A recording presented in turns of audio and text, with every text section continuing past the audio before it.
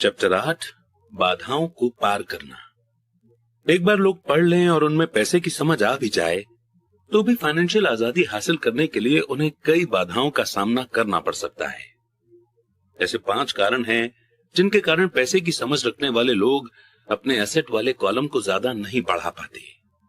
Asset वाला column जिससे बहुत सारा कैश फ्लो आता है, एसेट वाला कॉलम जो उन्हें अपने सपने की जिंदगी जीने का मौका देता है और अपने बिल चुकाने के लिए हरदम काम करने के झंझट से आजादी दे सकता है। ये 5 कारण हैं। 1, डर। 2, सनकीपन। 3, आलस। 4, बुरी आदतें और 5, जिद।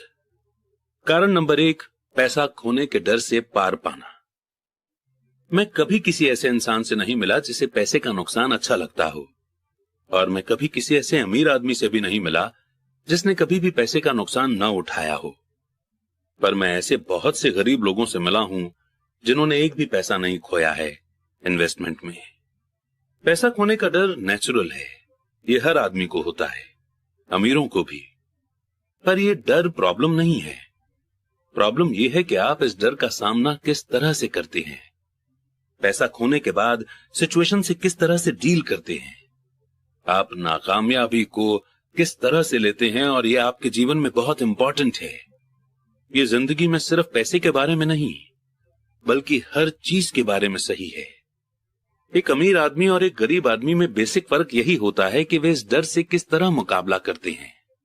डरने में कोई बुराई नहीं है। पैसे के मामले में डरपोक होना भी कोई बुरी बात नहीं है। आप अब भी अमीर हो सकते हैं। हम सभी कुछ मौकों पर बहादुर होते हैं और कुछ मौकों पर डरपोक। मेरे दोस्त की पत्नी एक इमरजेंसी रूम की नर्स है। जब भी वो खून देखती है तो वो तुरंत काम में जुट जाती है। जब भी मैं इन्वेस्टमेंट का जिक्र करता हूं वो भाग जाती है। जब मैं खून देखता हूं तो मैं भागता नहीं, मैं बेहोश हो जाता हूं। मेरे अमीर डैडी पैसे के नुकसान के डर या फोबिया को समझते थे। कुछ लोग सांप से डरते हैं, कुछ लोग पैसा गंवाने से डरते हैं। दोनों ही फोबिया हैं।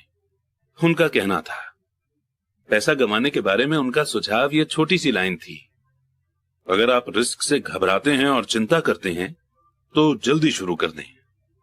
इसलिए बैंक तभी बचत यानी सेविंग्स की आदत डालना चाहती है जब आप छोटे होते हैं। अगर आप कम उम्र में शुरू करते हैं तो आपके लिए अमीर होना ज्यादा आसान होगा।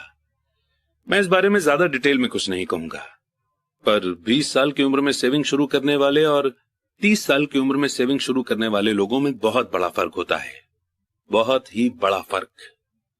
कहा जाता है कि दुनिया के अजूबों में से एक है कंपाउंड इंटरेस्ट की ताकत। मैनहट्टन आइलैंड की परचेज दुनिया के महान डील्स में से एक मानी जाती है। न्यूयॉर्क को $24 में खरीदा गया था, पर अगर उस $24 को 8% एनुअल इंटरेस्ट पर इन्वेस्ट कर दिया जाता तो वही $24 1995 के अंत तक $28 ट्रिलियन से ज्यादा हो गए होते। मैनहट्टन को 1995 की रियल एस्टेट की कीमतों पर दोबारा खरीदा जा सकता था, और इसके बाद भी इतना पैसा बच जाता कि लॉस एंजलिस का ज्यादातर हिस्सा खरीदा जा सके। मेरा पड़ोसी एक बड़ी कंप्यूटर कंपनी के लिए काम करता है। वो 25 सालों से वहां पर है। अगले 5 सालों में वो कंपनी छोड़ देगा और उसके 401 के रिटायरमेंट प्लान में $40 लाख जमा होंगे। ये mainly fast growing mutual fund में इन्वेस्ट किए गए हैं, जो बाद में बॉन्ड और गवर्नमेंट सिक्योरिटीज में बदल लिए जाएंगे। जॉब छोड़ते वक्त उसकी उम्र सिर्फ 55 साल होगी और उसके पास $3 लाख से ज्यादा की पैसिव इनकम होगी, जो कि उसकी सैलरी से ज्यादा होगी। अगर आप हारने या रिस्क लेने से डरते हैं तो यह भी किया जा सकता है, पर अगर आपको जल्दी ही इसकी शुरुआत करनी होगी और एक रिटायरमेंट प्लान तो बनाना ही होगा, और आपको इन्वेस्ट करने से पहले भी एक भरोसेमंद फाइनेंशियल प्लानर की सर्विस लेनी होगी। पर अगर आपके पास ज्यादा समय नहीं है या आप जल्दी रिटायर होना चाहते हैं तो आप किस तरह पैसे खोने के डर का सामना करते हैं? मेरे गरीब डैडी ने कुछ नहीं किया। वे सिर्फ इस टॉपिक को टालते रहे और इस बारे में चर्चा करने के लिए तैयार नहीं हुए।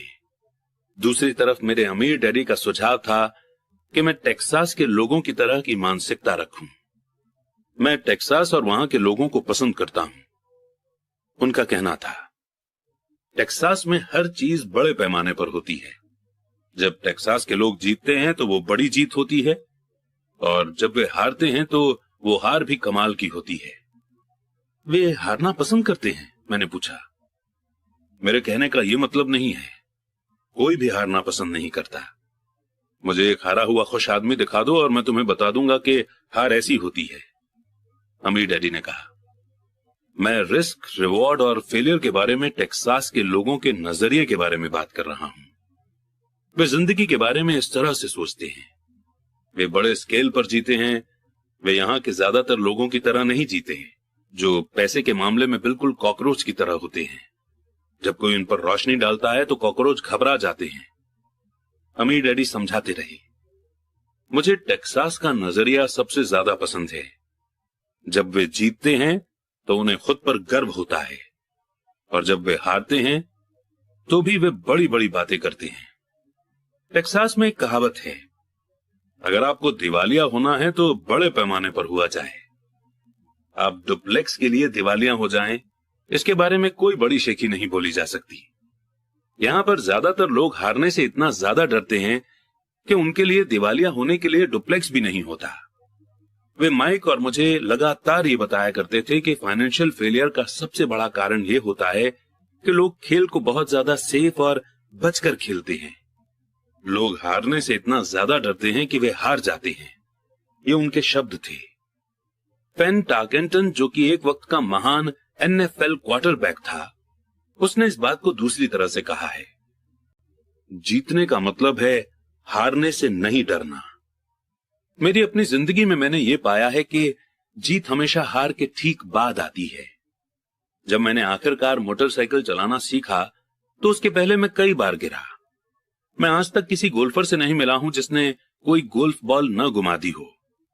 मैं आज तक ऐसे प्रेमियों से भी नहीं मिला हूं जिनका दिल कभी न टूटा हो, और आज तक कभी ऐसे अमीर आदमी से भी नहीं मिला हूं जिसने कभी पैसा न गवाया हो। तो ज्यादातर लोग फाइनेंशियल तौर पर इसलिए नहीं जीत पाते क्योंकि उन्हें अमीर होने की खुशी से पैसा खोने का दर्द कहीं ज्यादा होता है। टेक्सास में एक और कहावत है, हर आदमी स्वर्ग जाना चाहता है पर मरना कोई नहीं चाहता। ज्यादातर लोग अमीर होने का सपना देखते हैं पर पैसा खोने के विचार से कांप जाते हैं, इसीलिए वे कभी स्वर्ग नहीं पहुंच पाते। अमीर डैडी माइक और मुझे टेक्सास में अपनी ट्रिप्स के बारे में कहानियां सुनाया करते थे।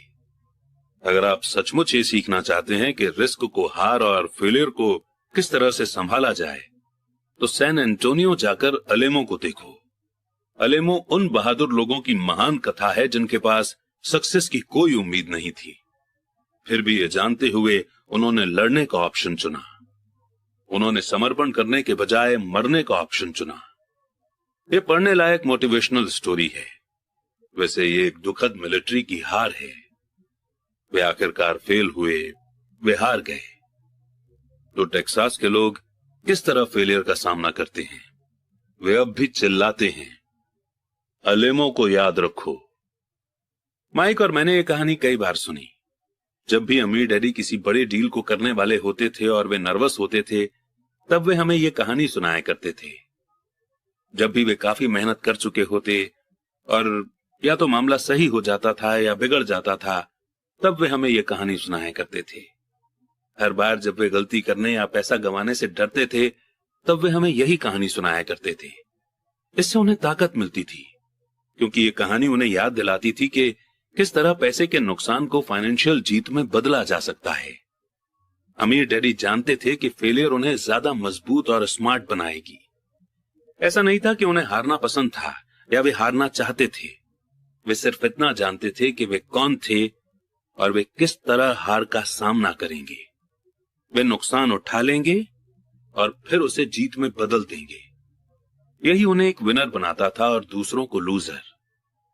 इससे उन्हें रिस्क उठाने के लिए अपनी लिमिट से आगे जाने की हिम्मत मिलती थी, जबकि बाकी लोग उस सीमा के पार नहीं जा पाते थे। इसीलिए मैं टेक्सास के लोगों को इतना पसंद करता हूं। उन्होंने एक बड़े फेलियर को लिया और उसे एक टूरिस्ट डेस्टिनेशन के रूप में बदल लिया, जिससे करोड़ों की इनकम हो रही है। पर उनके सबसे गहरे शब्द शायद ये हैं, टेक्सास के लोग अपनी हार को दफनाते नहीं हैं, वे उनसे इंस्पिरेशन लेते हैं। वे अपने हार को लेकर उन्हें नारों में बदल देते हैं। हार टेक्सास के लोगों को जीतने के लिए मोटिवेट करती है, पर यह फॉर्मूला सिर्फ टेक्सास के लोगों का ही फॉर्मूला नहीं है, ये सभी जीतने वालों का फॉर्मूला है। जैसा मैंने कहा कि मोटरसाइकिल से बार बार गिरना गाड़ी चलाना सीखने के प्रोसेस का हिस्सा था। मुझे याद है कि गिरने के बाद मुझ में गाड़ी चलाना सीखने के लिए ज्यादा पक्का इरादा आ गया था। मेरा इरादा गिरने से कम नहीं हुआ था। मैंने यह भी कहा है कि मैं कभी किसी ऐसे गोल्फर से नहीं मिला जिसकी बॉल कभी गलत नहीं गई हो।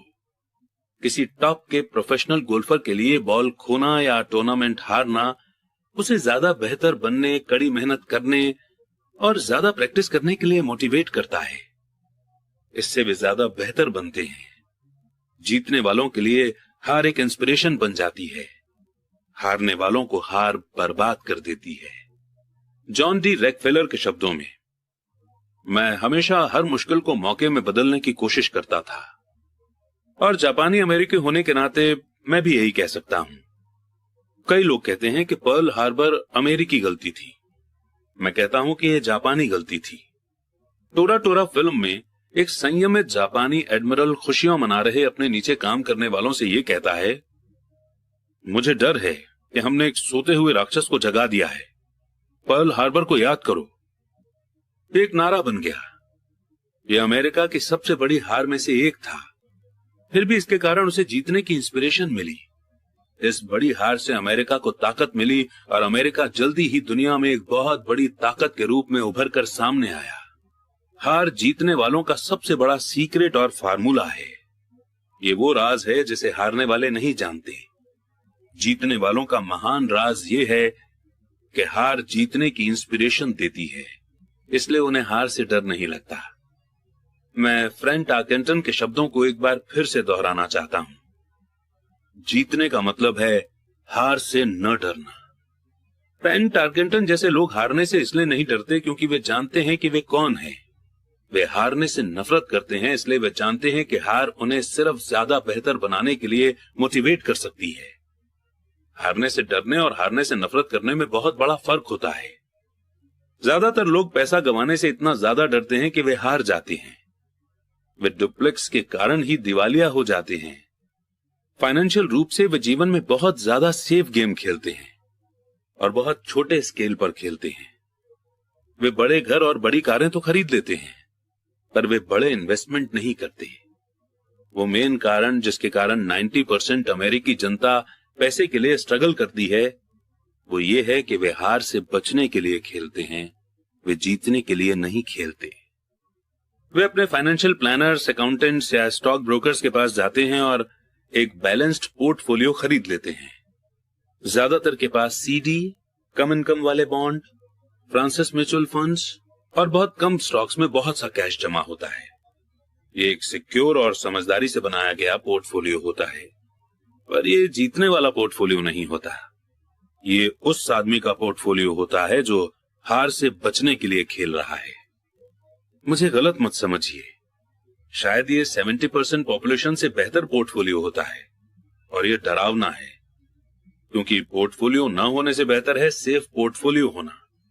ये किसी ऐसे आदमी के लिए बहुत बढ़िया पोर्टफोलियो होता है जो सेफ्टी को पसंद करता है, पर सेफ गेम खेलने और बैलेंस्ड इन्वेस्टमेंट पोर्टफोलियो वो तरीका नहीं है जिससे सक्सेसफुल इन्वेस्टर अपना गेम खेलते हैं। अगर आपके पास कम कैपिटल है और आप अमीर होना चाहते हैं तो पहले तो फोकस्ड हो जाएं, बैलेंस नहीं। अगर आप किसी सक्सेसफुल आदमी को देखेंगे तो शुरुआत में वे बैलेंस नहीं होते। बैलेंस्ड लोग कहीं नहीं जा पाते, वे एक ही जगह पर बने रहते हैं।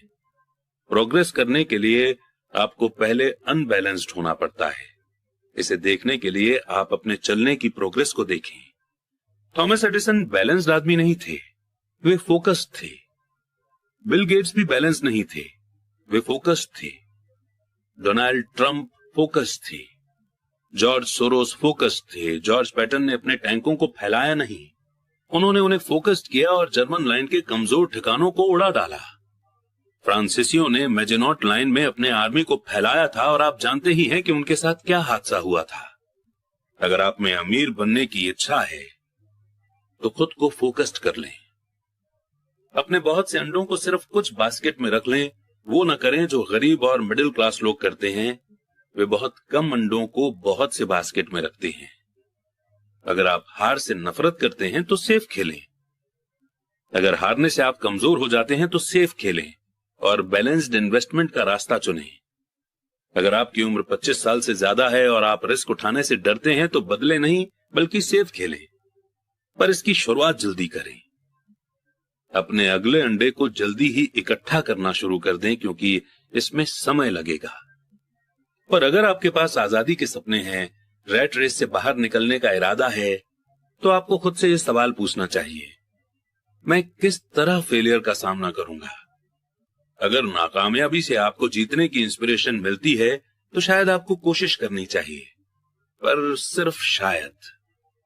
अगर हार आपको कमजोर बना देती है या आप पर मेंटल प्रेशर डालती है, उस बिगड़े नवाब की तरह जो हर बार कोई चीज गलत होने पर मुकदमा दायर करने के लिए वकील को ढूंढता है, तो सेफ गेम ही खेलें।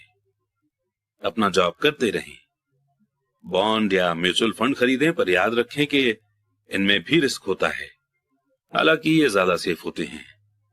मैं सब इसलिए कह रहा हूं और टेक्सास और फ्रांट टार्केंटन का जिक्र इसलिए कर रहा हूं क्योंकि असेट वाले कॉलम को बढ़ाना आसान है। ये कम बुद्धि का खेल है। इसमें बहुत ज्यादा एजुकेशन की जरूरत नहीं है। 5th क्लास का मैथ्स स्टूडेंट भी ये कर सकता है।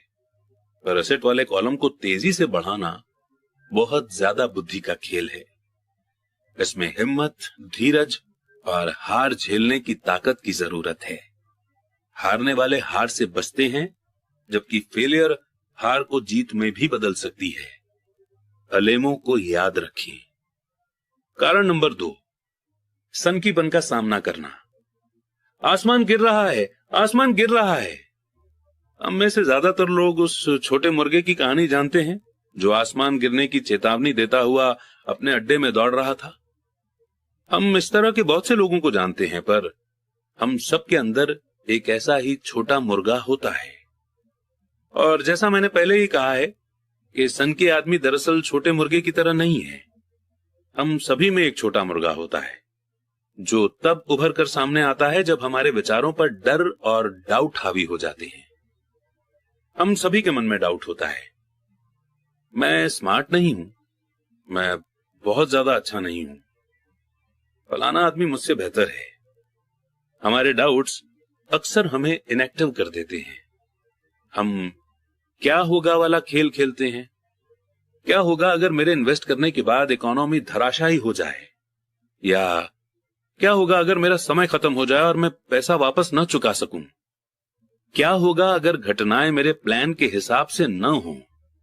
या हमारे कई ऐसे दोस्त या पहचान वाले भी हो सकते हैं जो हमें अपनी कमजोरियों की याद दिला सकते हैं, चाहे हमने उनसे सलाह मांगी हो या नहीं। वे अक्सर कहते हैं, तुम्हें ऐसा क्यों लगता है कि तुम ये कर सकते हो, या अगर ये इतना ही बढ़िया होता तो हर कोई ऐसा क्यों नहीं कर रहा है, या फिर ये कभी कामयाब हो ही नहीं सकता, तुम्हें पता ही नहीं है कि तुम किस बारे में बात कर रहे हो। डाउट के ये तीर कई बार इतने तीखे होते हैं कि हम काम करना शुरू ही नहीं कर पाते। हम आगे बढ़ने में नाकाम होते हैं, तो हम सेफ चीजों के साथ ही बने रहते हैं और मौके हमारे पास से होकर गुजर जाते हैं। हम जिंदगी को अपने पास से गुजरते हुए देखते रहते हैं और अपने शरीर में जकड़न के कारण बिना हिले डुले बैठे रहते हैं। हमने इसे अपनी जिंदगी में कभी न कभी इस तरह से महसूस किया होगा और कई लोगों के साथ ये बहुत बार हुआ होगा। फाइडेलिटी मैगलेन म्यूचुअल फंड के पीटर लिंच आसमान गिरने की वार्निंग को शोर कहते हैं और हम सभी इसे सुनते हैं। शोर या तो हमारे दिमाग में सुनाई देता है या फिर ये बाहर से आता है, अक्सर दोस्तों से, परिवार से, कलीग से और मीडिया से।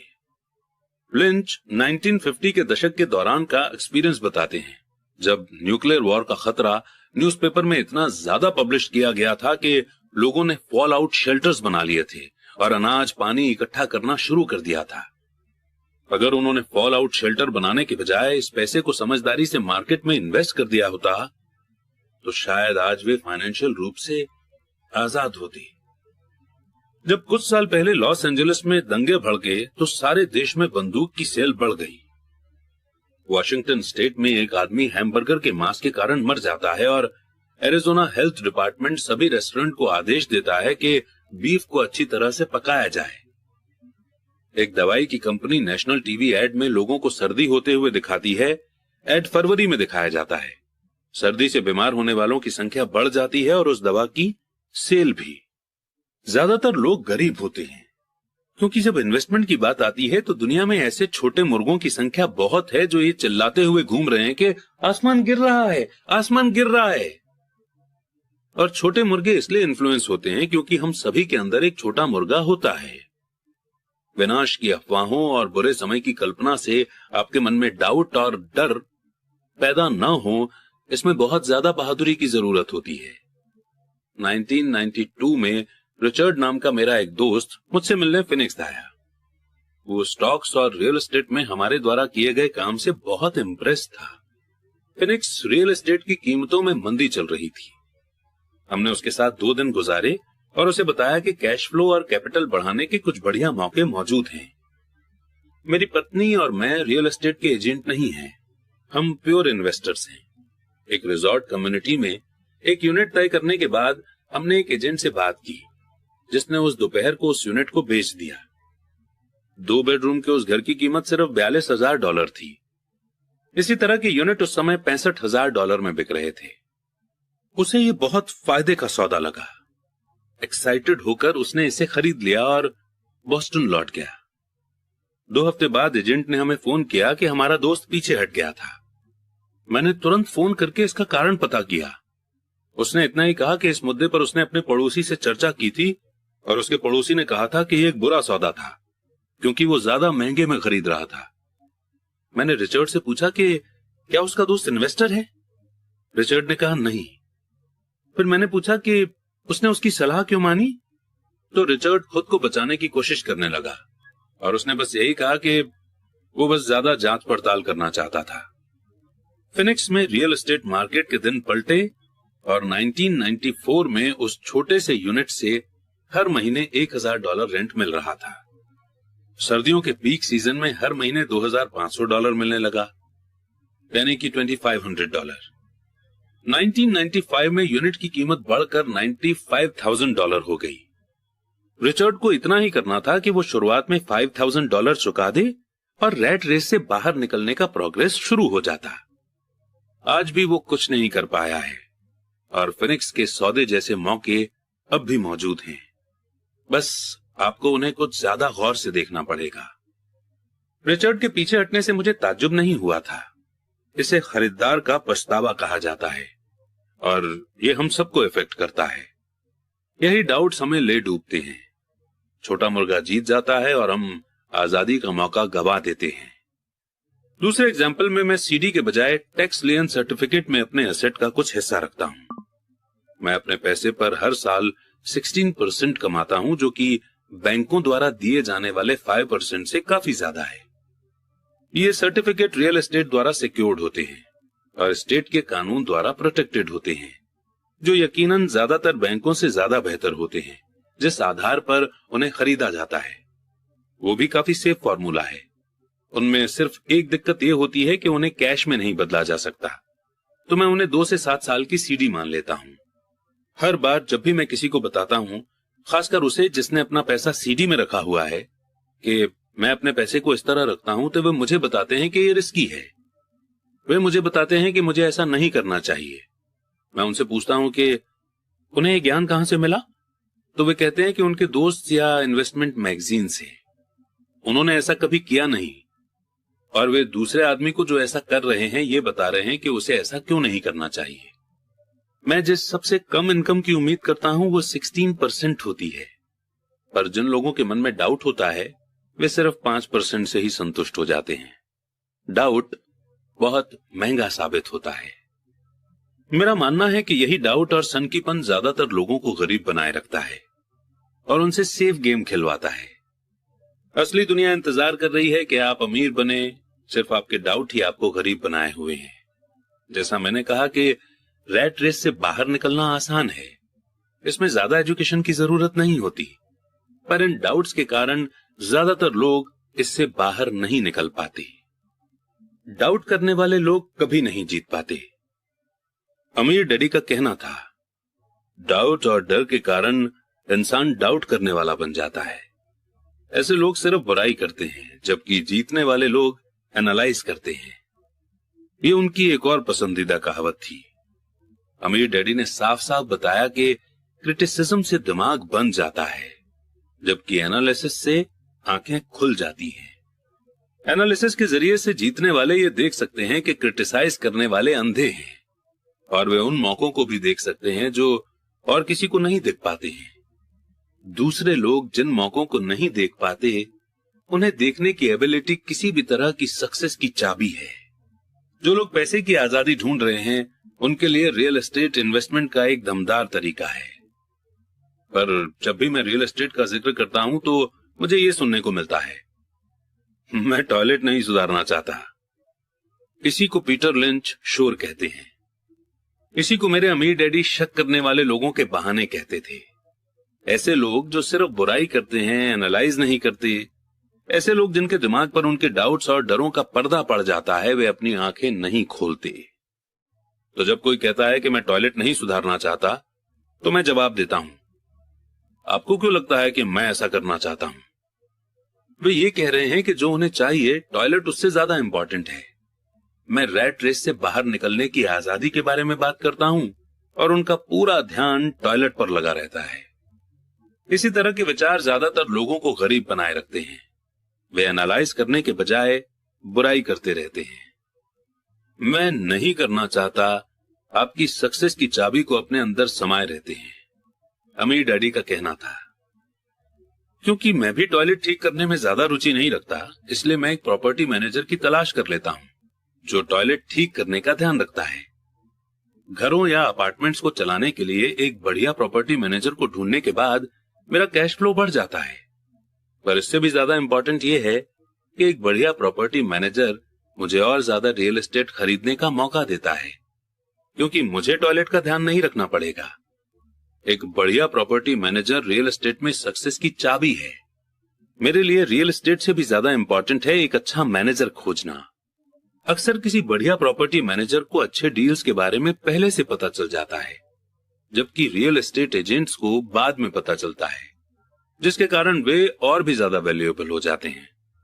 मैं नहीं करना चाहता, इसे सक्सेस की चाबी कहने के पीछे अमीर डैडी का यही मतलब था।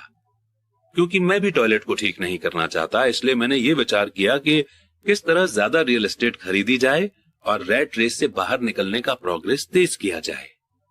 जो लोग ये कहना जारी रखते हैं कि मैं टॉयलेट नहीं सुधारना चाहता, वे अक्सर इस पावरफुल इन्वेस्टमेंट के माध्यम से खुद को वंचित रखते हैं। उनके लिए टॉयलेट उनकी आजादी से ज्यादा इंपॉर्टेंट होता है। स्टॉक मार्केट में मैं अक्सर लोगों को यह कहते हुए सुनता हूं कि मैं अपना पैसा नहीं गंवाना चाहता। उन्हें ऐसा क्यों लगता है कि मैं या कोई और इंसान पैसा गंवाना पसंद करता है? वे सिर्फ इसलिए पैसे नहीं बना पाते क्योंकि वे पैसा गंवाने के लिए तैयार नहीं होते। एनालिसिस करने के बजाय वे एक पावरफुल इन्वेस्टमेंट के मीडियम यानी स्टॉक मार्केट की तरफ से अपने दिमाग को बंद कर लेते हैं। दिसंबर 1996 में मैं अपने दोस्त के साथ गैस स्टेशन के पास से गुजर रहा था। उसने देखा और अनुमान लगाया कि तेल की कीमतें बढ़ जाएंगी। मेरा दोस्त बहुत चिंता करता रहता है, या छोटा मुर्गा है। उसके हिसाब से आसमान हमेशा गिरने वाला होता है और अक्सर आसमान उसी के सिर पर गिरता है। जब हम घर पहुंचे तो उसने मुझे वो तमाम कारण बताए कि अगले कुछ सालों में तेल की कीमतें क्यों बढ़ेंगी। ये फिगर मुझे पहले पता नहीं थे, हालांकि मैंने मौजूदा ऑयल कंपनी में बहुत से शेयर खरीदे हुए थे। उस इंफॉर्मेशन के आधार पर मैंने तुरंत एक नई ऑयल कंपनी की खोज कर दी जिसे उसके रियल वर्थ से कम आंका गया हो। मुझे ऐसी ऑयल कंपनी मिल गई जो तेल के कुछ भंडारों को खोजने वाली थी। मेरा ब्रोकर्स इस नई कंपनी को लेकर अच्छा खासा एक्साइटेड हो गया और मैंने 65 सेंट पर शेयर के रेट पर 15,000 यानी कि 15,000 शेयर खरीद लिए। फरवरी 1997 में मैं उसी दोस्त के साथ उसी गैस स्टेशन के पास से गुजर रहा था और कीमत पर गैलन 15% बढ़ चुकी थी। एक बार फिर छोटा मुर्गा चिंता करने लगा और शिकायत करने लगा। मैं मुस्कुराया क्योंकि जनवरी 1997 में उस छोटी ऑयल कंपनी ने तेल खोज लिया था और वो 15,000 शेयर अब बढ़कर $3 पर शेयर हो गए थे। और मेरे दोस्त के अनुसार गैस की कीमतें लगातार बढ़ती रहेंगी। एनालिसिस करने के बजाय छोटे मुर्गे अपने दिमाग को बंद कर लेते हैं। अगर ज्यादातर लोग ये समझ लें कि स्टॉक मार्केट इन्वेस्टमेंट में स्टॉप किस तरह काम करते हैं, तो ज्यादातर लोग हार से बचने के बारे में अपना ध्यान नहीं लगाएंगे और जीतने के लिए इन्वेस्ट करेंगे। स्टॉप एक कंप्यूटर इंस्ट्रक्शन है जो प्राइस गिरने पर आपके शेयर को अपने आप बेच देता है ताकि आपका कम से कम नुकसान हो और आपको ज्यादा से ज्यादा फायदा मिल सके। जो लोग हारने से घबराते हैं उनके लिए ये एक बहुत अच्छा तरीका है।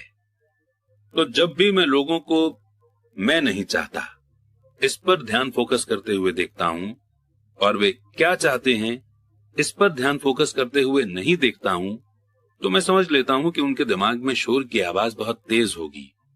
छोटा मुर्गा उनके दिमाग पर हावी होगा तभी चीख रहे हैं, आसमान गिर रहा है और टॉयलेट टूट रहे हैं। इसलिए वे अपनी अनचाही चीजों से बचते हैं, पर वे इसकी भारी कीमत चुकाते हैं। वे जिंदगी से जो चाहते हैं वो शायद उन्हें कभी न मिल पाए। अमीर डैडी ने मुझे छोटे मुर्गों को देखने का एक तरीका सुझाया। वही करो जो कर्नल सैंडर्स ने किया था। 66 साल की उम्र में उनका बिजनेस चौपट हो गया और वे अपनी सोशल सिक्योरिटी के चेक पर बस गुजर बसर कर रहे थे। इतना ही नहीं, वे फ्राइड चिकन की अपनी रेसिपी के साथ पूरे देश में इसे बेचने की कोशिश कर रहे थे। किसी के हां कहने पर पहले इस रेसिपी के लिए 1009 बार ना कहा गया और वे उस उम्र में करोड़पति बने जिस उम्र में लोग काम छोड़कर आराम करना चाहते हैं। वे एक बहादुर और जिद्दी आदमी थे। अमीर डैडी हार्लेन सैंडर्स के बारे में कहा करते थे, जब भी आप डाउट में हो और थोड़े से डरे हुए हों तो वही करें जो कर्नल सैंडर्स ने अपने छोटे मुर्गे के साथ किया था, उसे फ्राई कर लें। कारण नंबर 3, आलस। बिजी लोग अक्सर बहुत आलसी होते हैं। हम सभी ने उस बिजनेसमैन की कहानियां पढ़ी हैं जो पैसा कमाने के लिए कड़ी मेहनत करता है। वो अपनी पत्नी और बच्चों की सुख सुविधा के लिए काफी मेहनत करता है। वो ऑफिस में बहुत देर तक काम करता है और वीकेंड में भी ऑफिस के काम को घर पर ले आता है। एक दिन जब वो घर लौटता है तो उसे घर सूना मिलता है। उसकी पत्नी अपने बच्चों के साथ घर छोड़कर चली जाती है। उसे पता था कि उसके और उसकी पत्नी के बीच में प्रॉब्लम है, पर उस रिश्ते को ज्यादा मजबूत बनाने के बजाय वो काम में ही बिजी रहा। निराश होकर वो अपने काम के प्रति लापरवाह हो जाता है और उसके काम पर इतना ज्यादा असर पड़ता है कि उसकी जॉब चली जाती है। आज मैं कई ऐसे लोगों से मिलता हूं जो इतने बिजी हैं कि उन्हें अपनी प्रॉपर्टी की परवाह करने की भी फिक्र नहीं है, और ऐसे भी लोग हैं जो इतने ज्यादा बिजी हैं कि उन्हें अपने हेल्थ की परवाह ही नहीं है। दोनों का कारण एक ही है, वे बिजी हैं और वे बिजी बने रहना चाहते हैं, क्योंकि वे किसी चीज का सामना नहीं करना चाहते। उन्हें यह बताने की जरूरत नहीं है। अंदर से वे खुद जानते हैं। असल में अगर आप उन्हें याद दिलाएं तो वे गुस्सा हो जाते हैं या चिढ़ जाते हैं। अगर वे जॉब में या बच्चों के साथ बिजी नहीं हैं तो वे टीवी देखने, मछली पकड़ने, गोल्फ खेलने या शॉपिंग करने में बिजी होते हैं, पर वे अंदर से जानते हैं कि वे किसी इंपॉर्टेंट चीज का सामना करने से कतरा रहे हैं। यह आलस का सबसे आम रूप है। यहां आलस का मतलब है बिजी बने रहना। तो आलस का इलाज क्या है? जवाब है थोड़ा सा लालच। हम में से ज्यादातर लोगों का पालन पोषण इस तरह से किया गया है कि हम लालच या इच्छा को बुरा समझते हैं। मेरी मां कहा करती थी, लालची लोग बुरे होते हैं। पर हम में से हर एक अच्छी चीजें, नई चीजें, एक्साइटिंग चीजें हासिल करना चाहता है, तो उस इच्छा की भावना को काबू में रखने के लिए अक्सर माँ बाप इच्छा को गिल्ट से जोड़ देते हैं। तुम हमेशा अपने बारे में ही सोचते हो, क्या तुम्हें नहीं मालूम तुम्हारे भाई बहन भी हैं? ये मेरी मां की फेवरेट कहावत थी। या फिर तुम क्या खरीदना चाहते हो? मेरे डैडी की फेवरेट कहावत थी, तुम ऐसा सोचते हो कि जैसे हमारे पास बहुत सा पैसा है। क्या तुम ये सोचते हो कि पैसा पेड़ पर लगता है? हम अमीर नहीं हैं, तुम तो जानते ही हो। मुझ पर शब्दों का तो उतना असर नहीं पड़ा, पर उन शब्दों में जो गुस्सा और गिल्ट का मिक्सचर था उसका मुझ पर बहुत ज्यादा असर हुआ। या इसके अपोजिट गिल्ट का जाल ये था, मैं तुम्हारे लिए ये खरीद कर अपने जीवन का बलिदान दे रहा हूं। मैं तुम्हारे लिए ये इसलिए खरीद रहा हूं क्योंकि जब मैं छोटा था तो मेरे माँ बाप मुझे खरीद कर नहीं दे पाए थे। मेरा एक पड़ोसी है जो पूरी तरह से दिवालिया है, पर वो अपनी कार को अपने गैरेज में पार्क नहीं कर सकता। गैरेज में उसके बच्चों के खिलौने भरे पड़े हैं। उन बिगड़े हुए बच्चों को मुंह मांगी चीज मिल जाती है। उस पड़ोसी के शब्द हैं, मैं नहीं चाहता कि मेरे बच्चों को किसी चीज की कमी हो। उसने उनके कॉलेज के लिए या अपने रिटायरमेंट के लिए कुछ भी अलग से बचाकर नहीं रखा है, पर उसके बच्चों को हर खिलौना मिल जाता है। उसे पोस्ट में एक नया क्रेडिट कार्ड मिला है और वो अपने बच्चों को घुमाने के लिए लास वेगास ले गया। मैं ये अपने बच्चों के लिए कर रहा हूं। ये उसके महान बलिदान के शब्द थे। अमीर डैडी इस लाइन से चिढ़ते थे, मैं इसे नहीं खरीद सकता। मेरे असली घर में मुझे यही लाइन अक्सर सुनने को मिल जाया करती थी। इसके बजाय अमीर डैडी चाहते थे कि उनके बच्चे ये कहें, मैं इसे किस तरह खरीद सकता हूं। उनका तर्क था कि मैं इसे नहीं खरीद सकता। इस लाइन से आप अपने दिमाग का दरवाजा बंद कर लेते हैं। इसे अब और ज्यादा सोचने की जरूरत नहीं होती। मैं इसे किस तरह खरीद सकता हूं, इस लाइन से आपके दिमाग के दरवाजे खुल जाते हैं। इससे ये सोचने पर मजबूर होता है और जवाब ढूंढता है। पर सबसे इंपॉर्टेंट बात तो यह है कि मैं इसे नहीं खरीद सकता, ये लाइन झूठी होती है और इंसान की आत्मा ये बात जानती है। इंसान की आत्मा बहुत ताकतवर होती है। उनका कहना था कि ये जानती है और ये कुछ भी कर सकती है। जब एक आलसी दिमाग कहता है कि मैं इसे नहीं खरीद सकता, तो आपके अंदर एक जंग छिड़ जाती है। आपकी आत्मा गुस्सा हो जाती है और आपके आलसी दिमाग को अपने झूठ पर अड़े रहना पड़ता है। आत्मा चीखती है, चलो भी हम जिम चलकर एक्सरसाइज करते हैं। और आलसी दिमाग कहता है, पर मैं अभी थका हुआ हूं, आज मैंने सचमुच बहुत काम किया है। या इंसान की आत्मा कहती है, मैं गरीबी से थक गई हूं, चलो इस दलदल से निकलते हैं और अमीर बनते हैं। इस पर आलसी दिमाग कहता है, अमीर लोग लालची होते हैं, इसके अलावा इसमें झंझट और तकलीफ बहुत है, ये सेफ नहीं है। मेरा पैसा डूब सकता है, वैसे भी मैं बहुत मेहनत कर रहा हूं, मेरे पास पहले से ही बहुत काम है। देखो आज रात को ही मुझे कितना काम करना पड़ेगा। मेरा बॉस कह रहा था कि यह काम सुबह तक पूरा हो जाना चाहिए। मैं इसे नहीं खरीद सकता, यह लाइन दुख से भरी हुई है। इससे लाचारी की भावना आती है, जिससे निराशा और इसके बाद डिप्रेशन पैदा हो जाता है।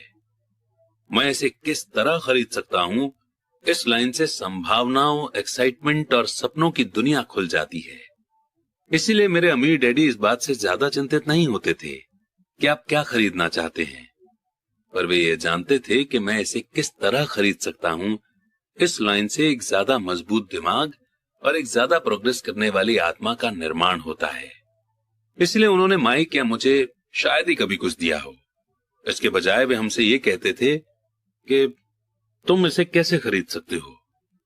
और ये हमारे कॉलेज के बारे में भी सही था, जिसे हमने अपने खर्चे से पूरा किया है। वे हमें गोल को हासिल करना नहीं सिखा रहे थे, वे तो हमें गोल को हासिल करने के प्रोसेस की नॉलेज दे रहे थे। मेरी समझ से आज प्रॉब्लम यह है कि करोड़ों लोग अपने लालच को लेकर गिल्ट से जुड़ रहे हैं। ये उनके बचपन से लेकर बुढ़ापे तक चलता है। वे जिंदगी में मिलने वाली अच्छी अच्छी चीजें चाहते हैं। ज्यादातर लोगों के सबकॉन्शियस माइंड में यही थॉट मौजूद रहता है कि आपको ये नहीं मिल सकती, या आप इसे नहीं खरीद पाएंगे, या आप इसे कभी नहीं खरीद पाएंगे। जब मैंने रैट रेस से बाहर निकलने का फैसला किया, तो मेरे दिमाग में एक सवाल आया, मैं किस तरह इस रेस से बाहर निकल सकता हूं ताकि मुझे दोबारा काम न करना पड़े। और मेरे दिमाग में जवाब और आइडिया अपने आप आ गए। सबसे मुश्किल चीज थी मेरे असली माता पिता की सीख, हम इसे नहीं खरीद सकते, या सिर्फ अपने बारे में ही मत सोचो, या फिर तुम दूसरों के बारे में क्यों नहीं सोचते। और इसी तरह के शब्द जो मेरे लालच को दबाने के लिए मुझ में गिल्ट भरते थे। तो आप किस तरह अपने आलस से जीत सकते हैं? इसका जवाब है थोड़े से लालच से। ये WII-FM रेडियो स्टेशन है, जिसका पूरा मतलब है what's in it for me. इसमें मेरे लिए क्या है? आदमी को बैठकर पूछना चाहिए कि अगर मैं हेल्दी, सेक्सी और अट्रैक्टिव हूं तो इसमें मेरे लिए क्या है, या मेरी जिंदगी कैसी होगी अगर मुझे फिर कभी काम न करना पड़े, या मैं क्या करूंगा अगर मुझे मनचाहा पैसा मिल जाए। इस थोड़े से लालच के बिना, कुछ बेहतर हासिल करने की इच्छा के बिना प्रोग्रेस नहीं हो सकती। हमारी दुनिया इसके लिए तरक्की करती जा रही है क्योंकि हम सभी एक बेहतर जिंदगी जीना चाहते हैं। इसलिए जब भी आप कभी किसी ऐसी चीज से कतरा रहे हो जो आपके हिसाब से आपको करनी चाहिए, तो आपको सिर्फ यही पूछना चाहिए, इसमें मेरे लिए क्या है। थोड़े लालची बने, यह आलस का सबसे बढ़िया इलाज है। पर बहुत ज्यादा लालच भी अच्छा नहीं होता क्योंकि हर चीज की अति बुरी होती है। पर वो याद रखो जो वॉल स्ट्रीट फिल्म में माइकल डगलस ने कहा था, लालच अच्छा होता है। अमीर डैडी इसे अलग तरह से कहते थे, गिल्ट लालच से बुरा होता है क्योंकि गिल्ट के कारण शरीर में से आत्मा निकल जाती है। और मेरे लिए एलेनोर रूजवेल्ट की कहावत सबसे अच्छी है, वही करो जो तुम्हें दिल से अच्छा लगता है क्योंकि तुम्हारी हर बात में बुराई होगी। अगर तुम कोई काम करोगे तो भी बुराई होगी, और अगर तुम कोई काम नहीं करोगे तो भी तुम्हारी बुराई होगी। कारण नंबर 4, आदतें। हमारी जिंदगी पर हमारे एजुकेशन से ज्यादा असर हमारी आदतों का पड़ता है। अर्नोल्ड श्वार्ज़नेगर की फिल्म कॉनन देखने के बाद मेरे एक दोस्त ने कहा, मैं चाहता हूं कि मेरी बॉडी श्वार्ज़नेगर जैसी हो। ज्यादातर साथियों ने सहमति में सिर हिला दिया। मैंने तो यह सुना है कि एक समय में वो बहुत दुबला पतला और कमजोर सा था। दूसरे ने जोड़ा, हाँ मैंने भी ये सुना है। एक और दोस्त ने कहा, मैंने सुना है कि वो हर रोज जिम जाता है और वहां उसने एक्सरसाइज करने की आदत डाल ली है। हाँ मुझे भी ऐसा लगता है, वो ऐसे ही करता होगा। ग्रुप के डाउट करने वाले आदमी ने कहा, मुझे तो लगता है कि वो इसी तरह पैदा हुआ होगा, और इसके अलावा हम अर्नोल्ड की बातें कर ही क्यों रहे हैं, चलो बियर पिएं। ये एक एग्जाम्पल है कि किस तरह से आदतें व्यवहार को कंट्रोल करती हैं। मुझे याद है कि मैंने एक बार अपने अमीर डैडी से अमीर लोगों की आदतों के बारे में पूछा था। सीधे जवाब देने के बजाय वे चाहते थे कि मैं इसे एग्जाम्पल से सीखूं। अमीर डैडी ने मुझसे पूछा, तुम्हारे डैडी अपने बिल कब चुकाते हैं? मैंने कहा, हर महीने की पहली तारीख को। क्या उनके पास कुछ बाकी बचता है? उन्होंने पूछा। बहुत थोड़ा, मैंने कहा। यही वो खास कारण है जिसके कारण उन्हें स्ट्रगल करना पड़ता है, अमीर डैडी ने कहा। उनकी आदतें बुरी हैं। तुम्हारे डैडी सबको पहले पैसे देते हैं, वे खुद को सबसे आखिर में पैसे देते हैं, और ऐसा तब भी करते हैं जब उनके पास कुछ बचा होता है। आमतौर पर उनके पास कुछ नहीं बचता, मैंने कहा, पर उन्हें अपने बिल का पेमेंट तो करना ही होता है।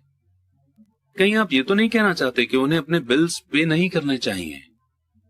बिल्कुल नहीं, अमीर डैडी ने कहा। मैं समय पर अपने बिल चुकाने में पूरी तरह से विश्वास करता हूं। मैं सिर्फ खुद को सबसे पहले पैसे देता हूं, गवर्नमेंट को पैसे देने के पहले। पर तब क्या होगा जब आपके पास काफी पैसा नहीं हो? मैंने पूछा। ऐसी सिचुएशन में आप क्या करते हैं? मैं वही करता हूं, अमीर डैडी ने कहा। मैं खुद को सबसे पहले पैसे देता हूं, चाहे मेरे पास पैसा कम हो। मेरे लिए गवर्नमेंट से ज्यादा इंपॉर्टेंट है मेरा असेट वाला कॉलम। और क्या गवर्नमेंट के लोग आपके पीछे नहीं पड़ते? मैंने कहा। हाँ, अगर मैं उन्हें पैसे न दूं तो, अमीर डैडी ने कहा। देखो, मैं ये नहीं कह रहा हूं कि गवर्नमेंट को पैसा नहीं देना चाहिए। मैं सिर्फ ये कह रहा हूं कि खुद को सबसे पहले पैसा दो, चाहे मेरे पास पैसा कम ही हो। पर आप ऐसा कैसे कर सकते हैं? मैंने जवाब दिया। सवाल कैसे का नहीं है, सवाल क्यों का है, अमीर डैडी ने कहा। अच्छा, तो आप ऐसा क्यों करते हैं? इंस्पिरेशन, अमीर डैडी ने कहा। अगर मैं उनके पैसे नहीं चुकाऊं तो कौन ज्यादा जोर से शिकायत करेगा, मैं या मेरे लेनदार यानी कि क्रेडिटर्स? आपके बजाय आपके क्रेडिटर ज्यादा जोर से चिल्लाएंगे, मैंने क्लियर ऑप्शन चुनते हुए कहा। अगर आप खुद को पैसा नहीं देंगे तो आप कुछ भी नहीं कहेंगे। तो अब तुम देख सकते हो, कि खुद को पैसा देने के बाद मेरे पास टैक्स चुकाने और दूसरे क्रेडिटर्स को पैसा देने का इतना ज्यादा प्रेशर होता है कि मुझे इनकम के दूसरे रास्ते खोजने ही पड़ते हैं। पैसे चुकाने का दबाव मेरी इंस्पिरेशन बन जाता है। मैंने एक्स्ट्रा काम किया है, दूसरी कंपनियां शुरू की हैं, स्टॉक मार्केट में शेयर खरीदे हैं और बेचे हैं। हर तरह के काम सिर्फ इसलिए किए हैं ताकि ये लोग मुझ पर न चिल्लाएं। इस दबाव के कारण ही मैंने ज्यादा कड़ी मेहनत की है और मैं सोचने पर मजबूर हुआ हूं। कुल मिलाकर इसने मुझे पैसे के मामले में ज्यादा स्मार्ट और फुर्तीला बना दिया है।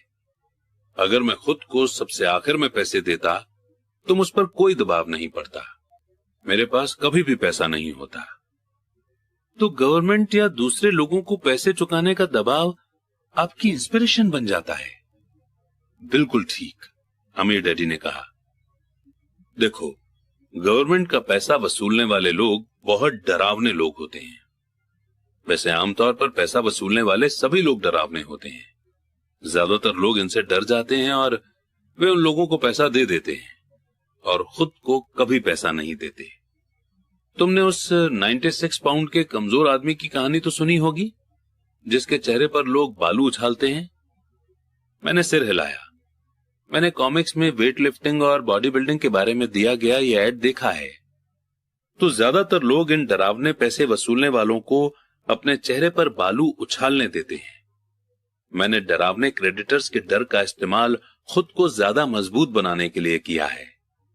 बाकी लोग ज्यादा कमजोर हो जाते हैं। खुद को यह सोचने के लिए मजबूर करना कि एक्स्ट्रा पैसा कहां से आएगा, जिम जाने की तरह है, वहां वेट उठाने की तरह है।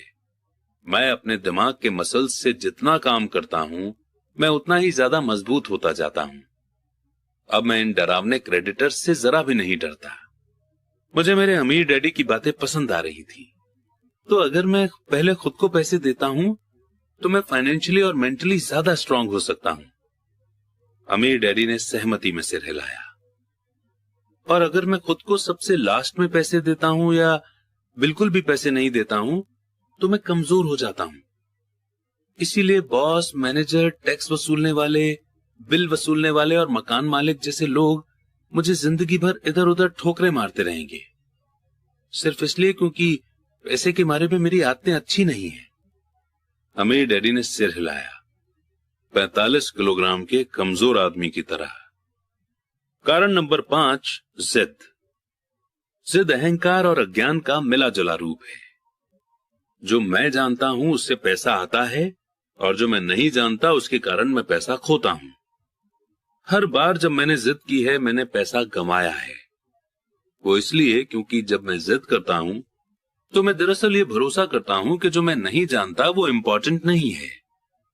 अमीर डैडी मुझे अक्सर बताया करते थे। मैंने पाया है कि कई लोग जिद का इस्तेमाल अपना अज्ञान छुपाने के लिए भी करते हैं। जब मैं फाइनेंशियल स्टेटमेंट्स पर अकाउंटेंट्स या इन्वेस्टर्स से चर्चा करता हूं तो ऐसा अक्सर होता है। वे चर्चा में अपनी जिद के बेसिस पर जीतना चाहते हैं। मैं समझ जाता हूं कि जिस मुद्दे पर बात हो रही है उसके बारे में उन्हें पूरी नॉलेज नहीं है। वे झूठ नहीं बोल रहे होते हैं पर वे सच भी नहीं बोल रहे होते हैं। फाइनेंस और इन्वेस्टमेंट की दुनिया में ऐसे कई लोग हैं जिन्हें पता ही नहीं होता कि वे किस बारे में बात कर रहे हैं। मनी इंडस्ट्री में ज्यादातर लोग सेकेंड हैंड कार के सेल्समैन की तरह बर्ताव करते हैं। जब आप जानते हो कि आप किसी सब्जेक्ट में अज्ञानी हैं तो उस फील्ड में किसी एक्सपर्ट को ढूंढकर या उस सब्जेक्ट पर कोई अच्छी बुक पढ़कर अपनी नॉलेज को बढ़ाना शुरू कर दें। ने मुझे पैसे के मामले में ज्यादा स्मार्ट और फुर्तीला बना दिया है। अगर मैं खुद को सबसे आखिर में पैसे देता तो मुझ पर कोई दबाव नहीं पड़ता, मेरे पास कभी भी पैसा नहीं होता। तो गवर्नमेंट या दूसरे लोगों को पैसे चुकाने का दबाव आपकी इंस्पिरेशन बन जाता है। बिल्कुल ठीक, अमीर डैडी ने कहा। देखो, गवर्नमेंट का पैसा वसूलने वाले लोग बहुत डरावने लोग होते हैं। वैसे आमतौर पर पैसा वसूलने वाले सभी लोग डरावने होते हैं। ज्यादातर लोग इनसे डर जाते हैं और वे उन लोगों को पैसा दे देते हैं और खुद को कभी पैसा नहीं देते। तुमने उस 96 पाउंड के कमजोर आदमी की कहानी तो सुनी होगी, जिसके चेहरे पर लोग बालू उछालते हैं। मैंने सिर हिलाया। मैंने कॉमिक्स में वेट लिफ्टिंग और बॉडी बिल्डिंग के बारे में दिया गया यह ऐड देखा है। तो ज्यादातर लोग इन डरावने पैसे वसूलने वालों को अपने चेहरे पर बालू उछालने देते हैं। मैंने डरावने क्रेडिटर्स के डर का इस्तेमाल खुद को ज्यादा मजबूत बनाने के लिए किया है। बाकी लोग ज्यादा कमजोर हो जाते हैं। खुद को यह सोचने के लिए मजबूर करना कि एक्स्ट्रा पैसा कहां से आएगा, जिम जाने की तरह है, वहां वेट उठाने की तरह है। मैं अपने दिमाग के मसल्स से जितना काम करता हूं, मैं उतना ही ज्यादा मजबूत होता जाता हूं। अब मैं इन डरावने क्रेडिटर्स से जरा भी नहीं डरता। मुझे मेरे अमीर डैडी की बातें पसंद आ रही थी। तो अगर मैं पहले खुद को पैसे देता हूं तो मैं फाइनेंशियली और मेंटली ज्यादा स्ट्रांग हो सकता हूं। अमीर डैडी ने सहमति में सिर हिलाया। और अगर मैं खुद को सबसे लास्ट में पैसे देता हूं या बिल्कुल भी पैसे नहीं देता हूं तो मैं कमजोर हो जाता हूं। इसीलिए बॉस, मैनेजर, टैक्स वसूलने वाले, बिल वसूलने वाले और मकान मालिक जैसे लोग मुझे जिंदगी भर इधर उधर ठोकरे मारते रहेंगे, सिर्फ इसलिए क्योंकि पैसे के मारे में मेरी आदतें अच्छी नहीं है। अमीर डैडी ने सिर हिलाया, 45 किलोग्राम के कमजोर आदमी की तरह। कारण नंबर 5, जिद। जिद अहंकार और अज्ञान का मिला जुला रूप है। जो मैं जानता हूं उससे पैसा आता है और जो मैं नहीं जानता उसके कारण मैं पैसा खोता हूं। हर बार जब मैंने जिद की है मैंने पैसा कमाया है। वो इसलिए क्योंकि जब मैं जिद करता हूं तो मैं दरअसल ये भरोसा करता हूं कि जो मैं नहीं जानता वो इंपॉर्टेंट नहीं है। अमीर डैडी मुझे अक्सर बताया करते थे। मैंने पाया है कि कई लोग जिद का इस्तेमाल अपना अज्ञान छुपाने के लिए भी करते हैं। जब मैं फाइनेंशियल स्टेटमेंट्स पर अकाउंटेंट्स या इन्वेस्टर्स से चर्चा करता हूं तो ऐसा अक्सर होता है। वे चर्चा में अपनी जिद के बेसिस पर जीतना चाहते हैं। मैं समझ जाता हूं कि जिस मुद्दे पर बात हो रही है उसके बारे में उन्हें पूरी नॉलेज नहीं है। वे झूठ नहीं बोल रहे होते हैं पर वे सच भी नहीं बोल रहे होते हैं। फाइनेंस और इन्वेस्टमेंट की दुनिया में ऐसे कई लोग हैं जिन्हें पता ही नहीं होता कि वे किस बारे में बात कर रहे हैं। मनी इंडस्ट्री में ज्यादातर लोग सेकंड हैंड कार के सेल्समैन की तरह बर्ताव करते हैं। जब आप जानते हो कि आप किसी सब्जेक्ट में अज्ञानी हैं तो उस फील्ड में किसी एक्सपर्ट को ढूंढकर या उस सब्जेक्ट पर कोई अच्छी बुक पढ़कर अपनी नॉलेज को बढ़ाना शुरू कर दें। 8वां चैप्टर, बाधाओं को पार करना, यहीं पर